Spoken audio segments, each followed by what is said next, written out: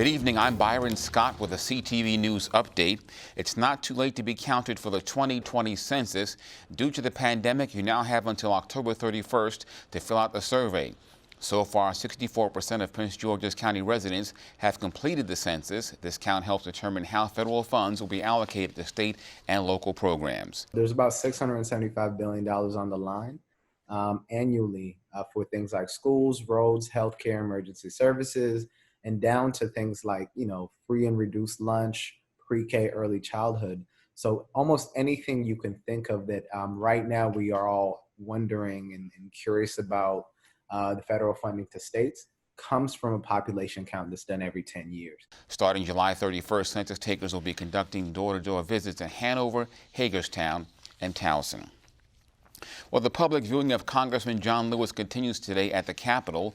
Lewis's body arrived at the Capitol yesterday, where he was honored by his colleagues, friends, and family. In a ceremony, House Speaker Nancy Pelosi called Lewis a person of greatness. Today's viewing goes until 10 tonight. Thousands are expected to stand in line to pay their respects. Following the viewing, Lewis will be taken to Atlanta, where he will lie in state at the Georgia State House. Funeral services are scheduled for Thursday.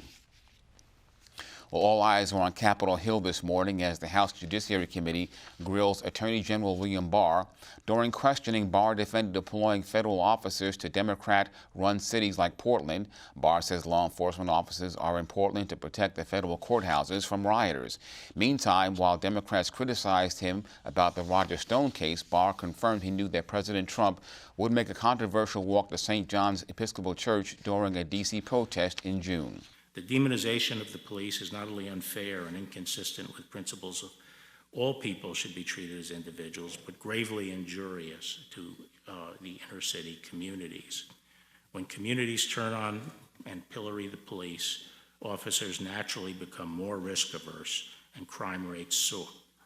Unfortunately, we are seeing that now in many of our cities. Barr previously served as Attorney General under George Bush. Well, Maryland's Attorney General is seeking a delay on evictions and debt collections until January 31st of 2021.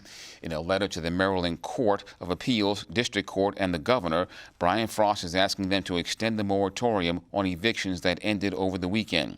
Frost says if evictions and debt collections are allowed to go forward, many families will be forced out of their homes with no place to go.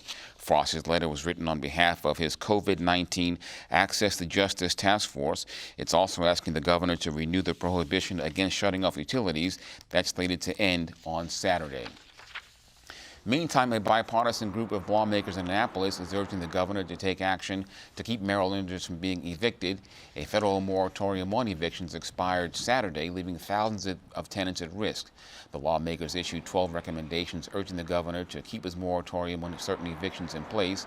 So they're also asking Hogan to issue an executive order prohibiting landlords from charging late fees. Well, a coalition of more than 70 organizations is urgently calling on the Maryland General Assembly to reconvene for a special session.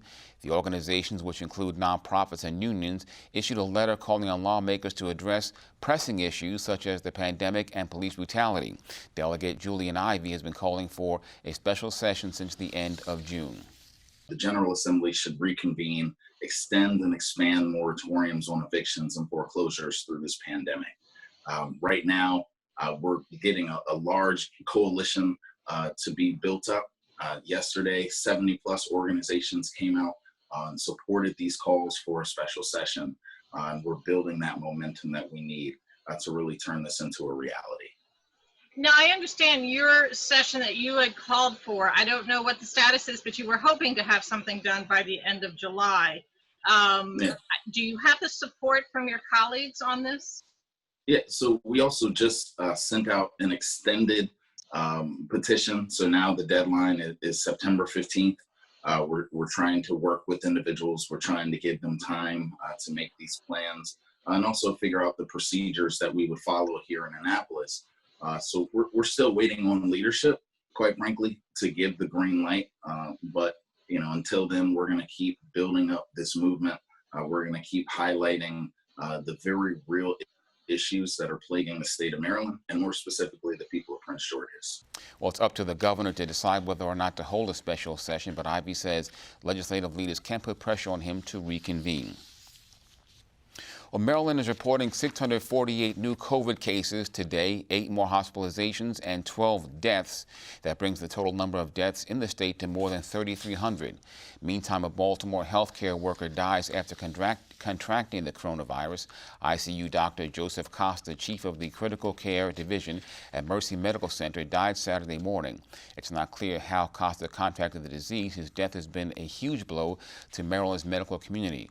According to the CDC, at least 576 healthcare workers have died from the coronavirus.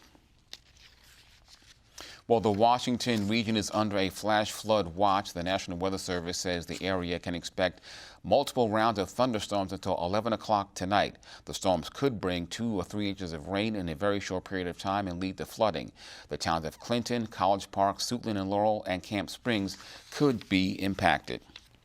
Well, Maryland sees its first heat-related death of the year. Health officials say the victim died in Baltimore City. He's described only as a man in his 30s. During hot summer conditions, health officials urge you to drink plenty of fluids, wear loose-fitting clothing, and stay indoors if possible. Well, as the FDA continues to warn consumers about the use of certain hand sanitizers, one company issues a national recall. The 4E company is recalling its sanitizer products because of the presence of methanol, which can cause serious health issues, including death. They're sold under the brand names Assured, Bloomin, and Modessa. Consumers are urged to check the FDA list of dangerous hand sanitizers before buying a product.